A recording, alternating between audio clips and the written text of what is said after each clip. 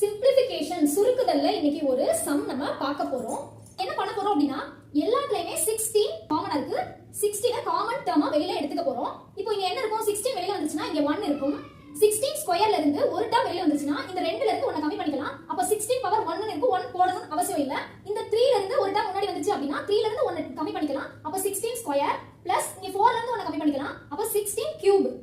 இதுக்கு அப்புறம் divided by denominatorல என்ன இருக்குன்றத பாருங்க. இதனுடைய ஹோல் பவர்ல என்ன இருக்கு அப்படினா 1/2 இருக்கு.